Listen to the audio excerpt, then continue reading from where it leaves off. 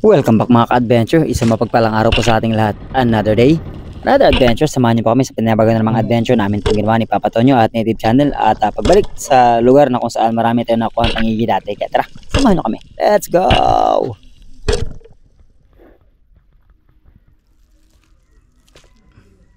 Ilchun mga adventure. Taba.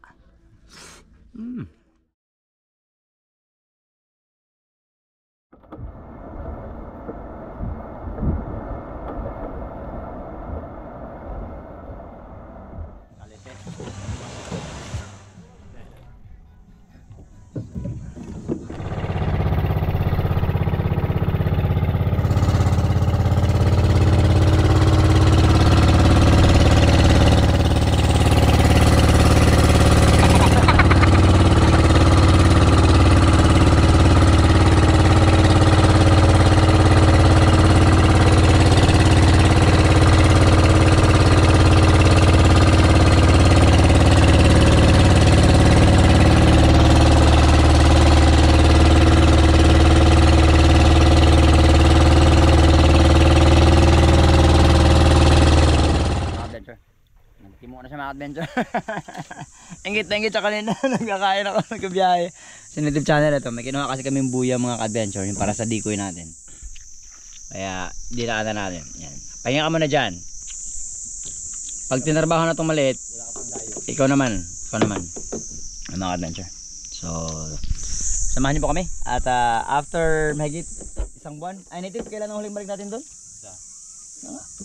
Dalawang buwan na mahigit. Tatlo. Mga halos 3 buwan kami hindi nakabalik sa nga mga adventure. Tapos may nangyari pa sa Primitive Islander, kaya ngayon na ulit makabalik si Buhay Isla. Wala pa rin planong mamana ng pang-araw kasi talagang bumabalik pa rin sa alaala niya. Kaya samahan nyo kami ngayong araw mga adventure as we claim the blessing na nakalaan para sa amin sa araw na ito. At muli naming babalikan yung area kung saan tayo madalas makahuli ng mga kingmac, kung saan nawala yung mga Primitive Islander. And again, thank you so much sa lahat po ng patuloy na sumasama, tumatangkilik at patuloy na sumasama sa sumusuporta sa lahat po ng ating mga adventure pong ginagawa. Maraming salamat. To God be the glory and God bless us all.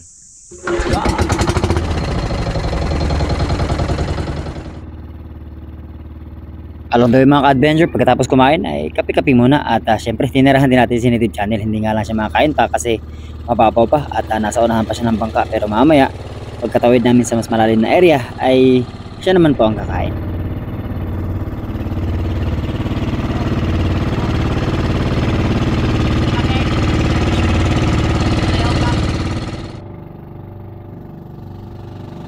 Malayo-layo ang aming biyahe mga ka-adventure kahit nakalamada po ang panahon kasi ang pinakamalapit na biyahe yan, pinakamabilis ay mga mahigit 1 oras pa rin talaga. Mabagal-bagal ay mga 2 oras, pero yun nga, pagdating namin sa area napakalinaw ng visibility mga ka-adventure. Ay ano, maraming linaw. Lubog daw. Ha? Lubog daw. Ang daming ano. Daming. Punta natin mga ka-adventure. Ito na kanina. Lubog daw ang dagat. Ano kayang agos dito? Preparation lang po kami and then let's go. Samahan niyo po kami. Lubog ba ito niya? Kuha na, ha? Tulingan na. Tulingan. Tulingan mabuo kaya. Tulingan o bilog? Oh, ayun ta kay bang nagsagol na. Shout out Sting Patos. At ayan na. Palitan natin. Native Channel. Yes, sir. There you go. Kailangan huwag mong itusok yan sa ibang isda. Kailangan kingmac. Tapos yan. Pati bagong mawalain. Okay na pa. Timog ang agos sa mga panahon ito mga ka-adventure, kaya hindi talaga namin masyado na-expect na may makikita kami pelagic by this time at ang hina lang niya. Ang pinaka talagang na best na agos na nararamdaman dito kapag lumalabas yung mga kingmac is either norte or habagat. At sa ating unang pong pagsisid ay itong coral trout o lapu-lapu ang aking po nakita, kaya lang sobrang tutok at ang lapit mga ka-adventure. Nag-alangan ako kaysa naman bato ang matamaan at mas takpan shop natin, kaya nagantay ako hanggang sa hindi ko na siya natira. Sayang.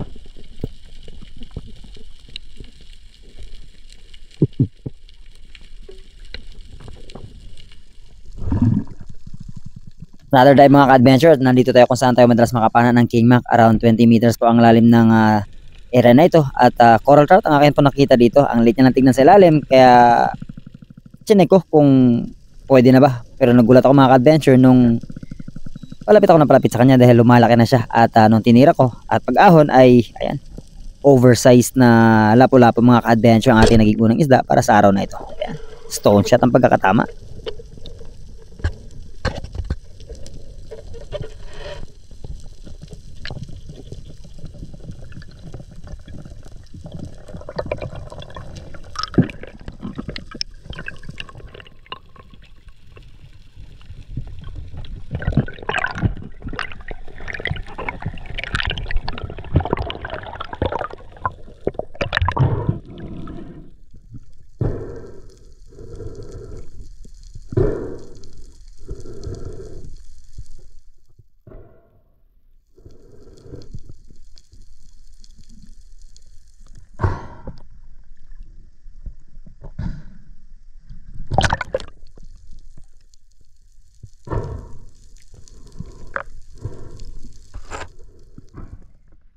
At dahil nakasunod lang sa atin si Papa Tonyo mga ka-adventure, ayan, sinisecure niya na ang isda.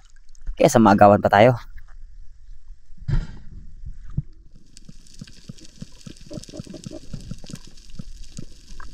Iniwan ko na yung Dico yung mga ka-adventure at hinayaan ko si Native Channel naman ang mag-explore at maglagari doon sa area kung saan madalas tayong makita ng mga king mac mga ka-adventure. At dito ako sa mababaw na area lang. At sweet lips ang aking naging target dito mga ka-adventure. Kaya lang, ang ilap naman ng mga ito, ayaw lumapit.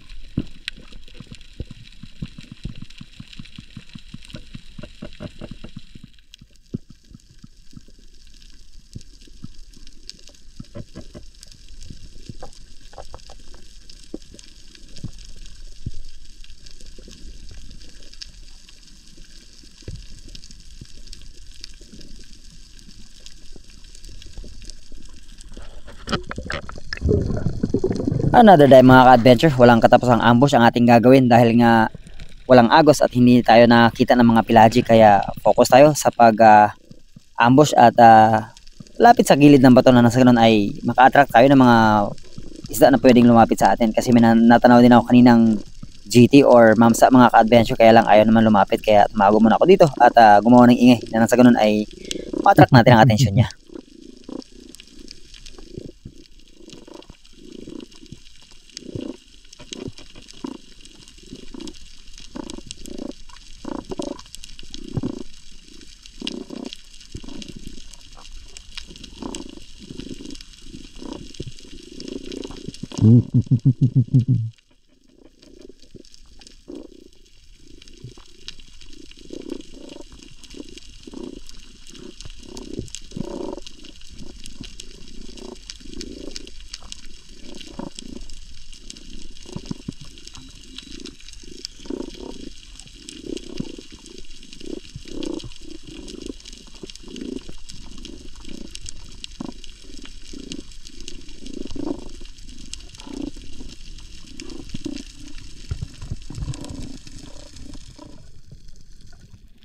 Sobrang ganda ng panahon mga ka-adventure. Ang advantage, napakapayapa ng dagat, napakakalmada. Ang disadvantage mga ka-adventure, mula surface hanggang mga 3 to 5 meters po, ramdam pa rin yung init. Kaya siguro yung mga isda ay nasa malalim na area, kaya ng mga panahong ito ay talagang medyo matamlay. Pero nagulat ako nung pagtingin ko sa right side mga ka-adventure, ayan, isang malaking red bass ang lumabas sa malaking bato at nilalaro niya yung oriental sweet lips. At nung nagtiyon ako ng pana, na-distract mga ka-adventure at hindi lumapit, lumangoy palayo. Sayang.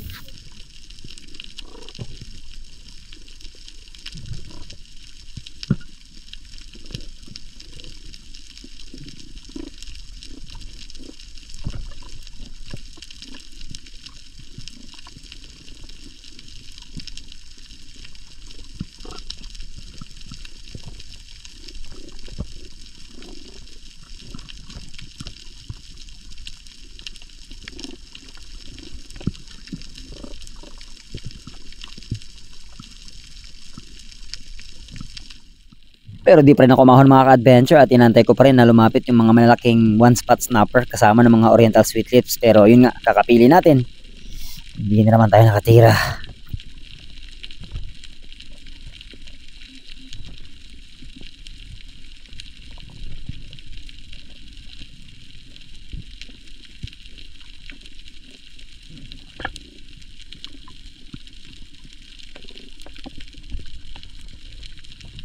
paglingon ko, nakita ko yung bato mga ka-adventure kung saan naglaho yung red bass, kaya pinuntahan ko ito at sinuri kung meron bang malaking butas sa ilalim na pwedeng pagtaguan ito, pero wala mga ka-adventure.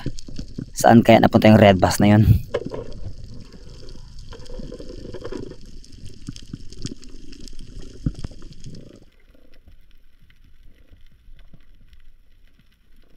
Another ambush mga ka-adventure, at nandito rin ako sa batong malaki kung saan natin nakita yung red bass, dahil natatanaw ko yung mga oriental sweet lips pa nakasama niya.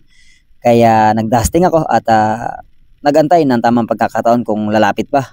Bigay emperor naman yung ating pong nakikita dito, kaya lang sobrang matrido ang isdang ito. One of the most intelligent na isda na uri ng mga emperors mga ka-adventure, pero hindi talaga binigay yung tamang distansya, kaya tamang tingin-tingin lang tayo kung atin ba ito matitira.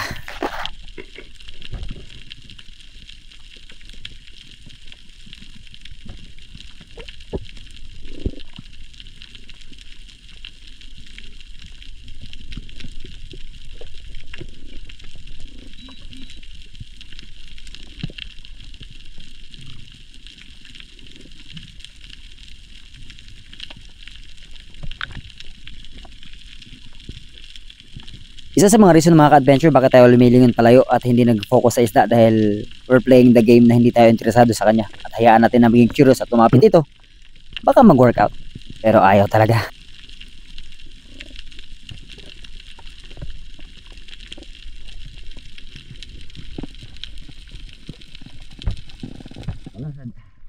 Hindi gumana, kaya hiningi ko na yung flashlight at fish collar mga ka-adventure, at eto na. Gamitin na natin yung pinagbabawal na technique. Hide and seek sa mga isda under sa mga corals mga ka-adventure, at tingnan natin kung tayo ba ay makakahuli na.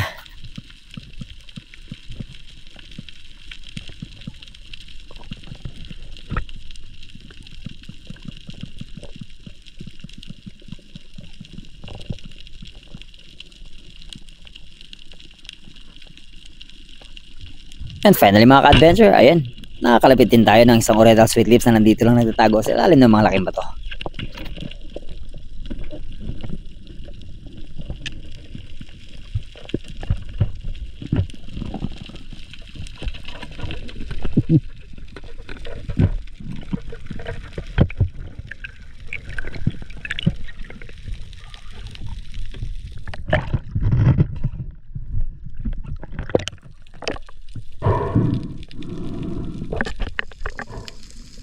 Another dive, another pagtugi sa ilalim ng bato mga ka-adventure, at midnight snapper naman yung ating naging target, kaya lang buntot ang nakikita ko mga ka-adventure, at alanganin ako na tirahin ito baka mamaya masikip yung awang sa ilalim ng mga bato, kaya baka mastak yung shaft or mastak yung isda, baka hindi natin mahugot, kaya hindi na ako nakipagsapalaran at inantay ko na lang ito na lumabas.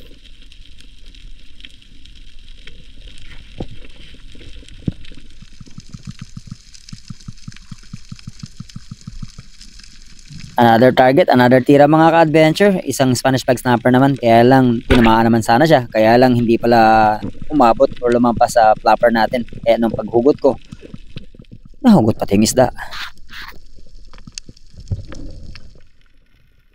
Ang laki ng panabugan or butete mga ka-adventure na nirequest lagi sa atin ni Kuya Joel, pero since na hindi siya interesado by this time, so hindi muna natin kukunin yan. At move on mga ka-adventure, kailangan namin lumipat sa panibagong area kasi sobrang tamlay talaga. Puntahan namin yung Bahura sa unahan ng islang ito kung saan tayo nakahuli dati ng wahoo. Oy, uga lang. Tangi. Tingnan to.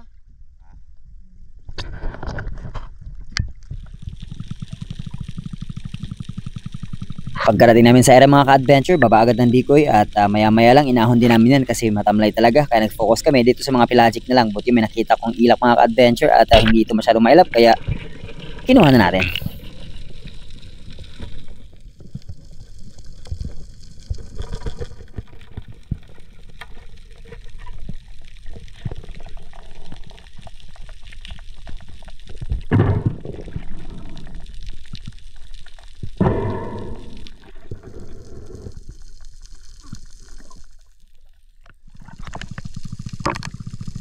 Panibagong pagsisid, panibagong pagtira mga ka-adventure, at dahil nga wala tayong nakikitang mga malalaking isda na posible nating makalabitan, ay focus tayo sa kung ano ang pwede nating maiulam. Kaya ito, pitasin na natin yung mga talakitok na ito.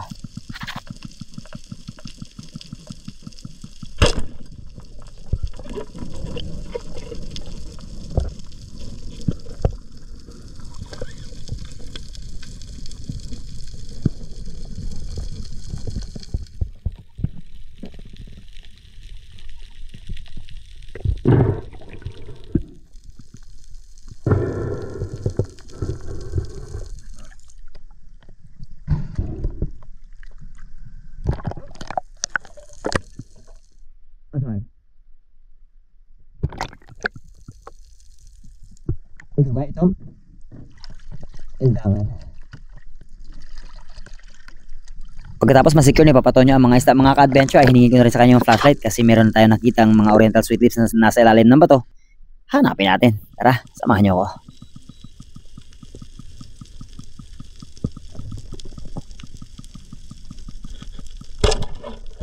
Sayang mga ka-adventure. Medyo napababa yung tama natin kaya nakawala siya.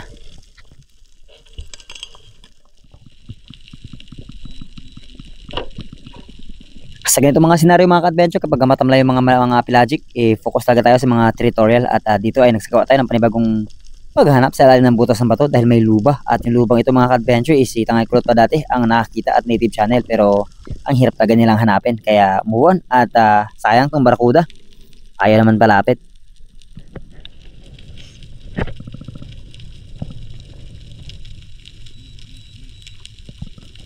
Napakasayang nito malaki malagon ng mga adventure. Nung una medyo curious pa siya, pero kalaunan ayaw niya talaga lumapit. At meron pala ito malaking peklat, siguro ay natamaan na ito ng pana dati. Hindi ko alam kung sino sa amin yung nakatama.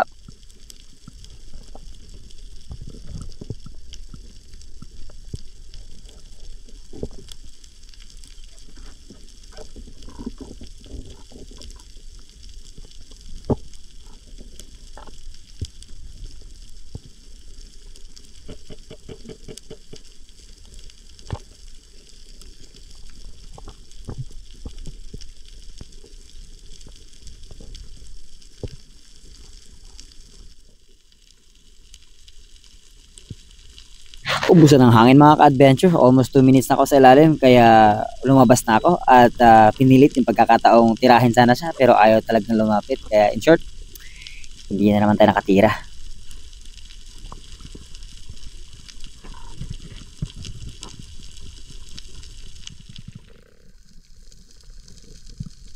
Kaya nag-move ako mga ka-adventure at nag-focus sa kahit na ano ang pwede nating makalabitan na isda dahil ako po ay nagpaamot na ng 15 kilos na isda na galunggong at kasama ng mga isdang mahuhuli ko ay ipapadala natin sa bayan ng Coron kasi po may nagaganap na camp doon ngayon at ipadala natin ang mga isdang ito doon.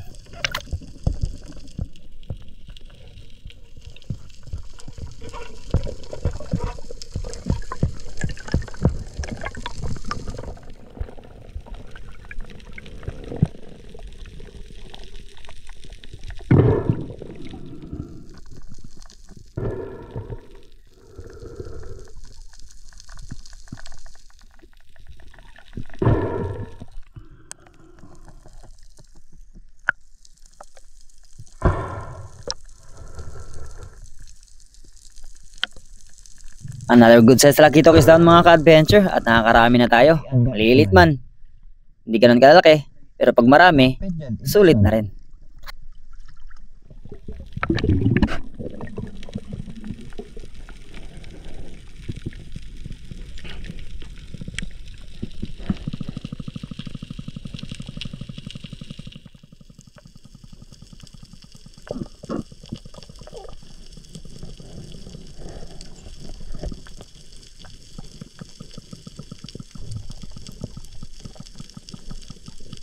Another day mga ka-adventure at this time nag-ambush ako at chinek ko kung good sizes na ba itong mga labahita pero may nakaharap sa aking lapu-lapu kaya ito na po ang aking pinagtuunan ng pansin.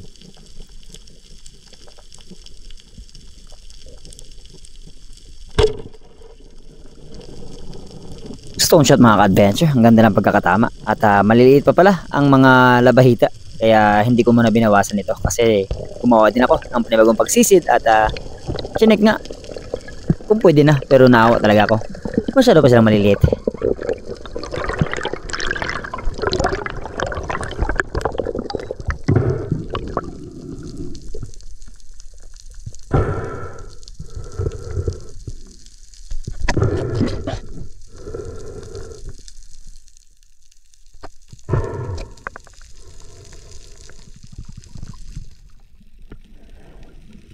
Another dive, another talakito mga ka-adventure. Tara, kunin na natin to.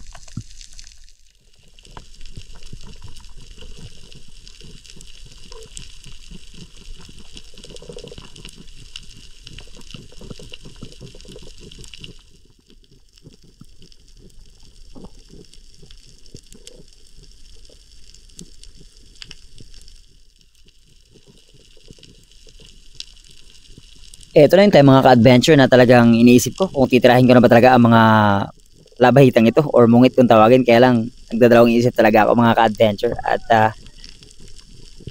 nagpasya ako. Palakihin na lang muna natin.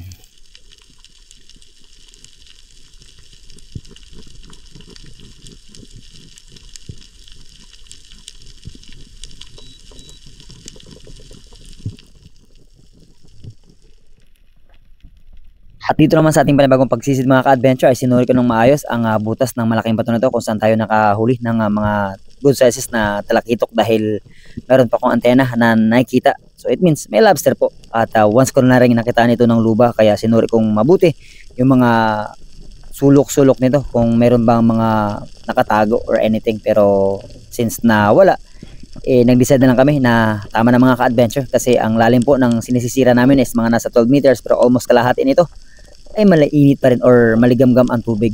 Kapag bumaba ka below 6 meters bago mo pa mararamdaman na medyo malamig kaya talagang sobrang ito talaga ang reason kung bakit wala masyadong mga isda by this time. Kaya tara, uwi na.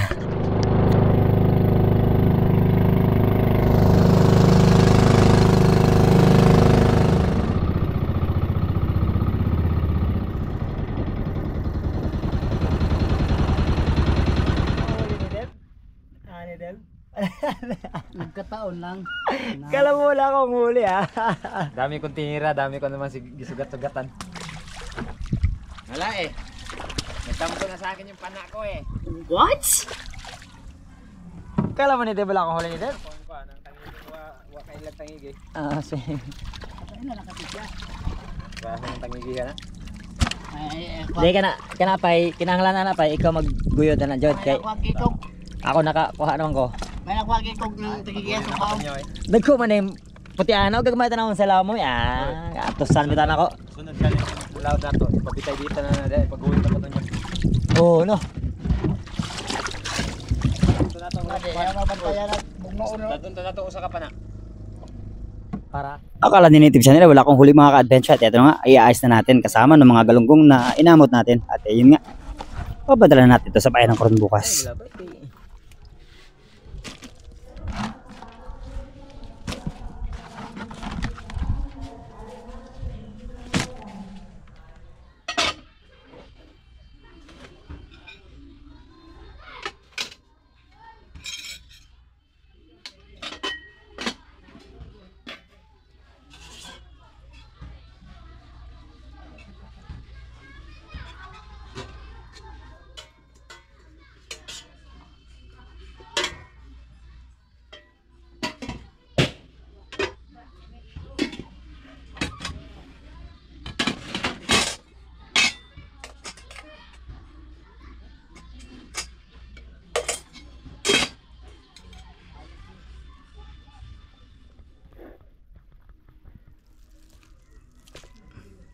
Lechon mga adventure.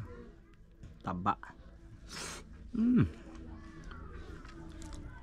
May tugad kasi kami nito mga adventure. Lechonan, dalawa yan.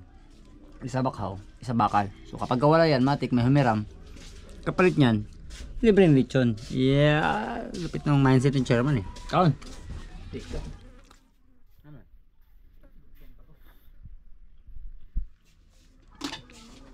Lunggong. basta. Di ko sa mukha ko niya. Naghukad. Look ko ah. Nanggalang ko mga adventure. Yung mga isda po na huli natin. Nag-amot ako na kanina ng worth ang kung walang kilo yan, worth 500 pesos. Marami na kasi dito, may 500 pesos na galunggong. Tapos yung mga nahuli natin, kukuha lang si chairman ng pangulam namin mamaya, and then the rest papadala po natin sa Coron kasi may camp na nagaganap ngayon sa Kapayas, at nandun si Kisha, yung panganay ko pong anak, kaya padala po tayo ng pangulam doon sa kanila. Pangpabata!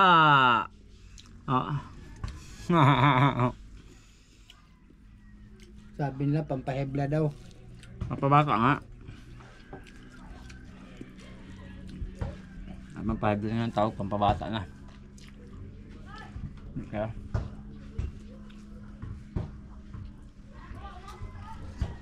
Ayan mga adventure, tapos na magkain, may panghimagas. Royal, baka naman. No boy? Baka naman. Baka naman. Sabi mo? Sabi mo? Baka naman. Baka naman. Ah, may dumayo mga adventure, gusto magkain lechon. Anong darating mamaya, Sirwan? Lamang loob. Dinuguan. Kaya lahat ng isda natin mga adventure, pati daw yung ilak, huwag na raw kasi kasuhin yun, ipadala na lang daw lahat yun sa Coron sa mga bata. Sa nag-camp. Okay, wala na raw. Ayaw niya raw magluto. Ano naman daw? Laman loob naman daw. Lechon. Tapos kaya na umaga. Anong almusal mo? Ang ulam? Pata. Pata. Grabe. Masama ka ng kapal? Pata. Pata, paa ng baboy.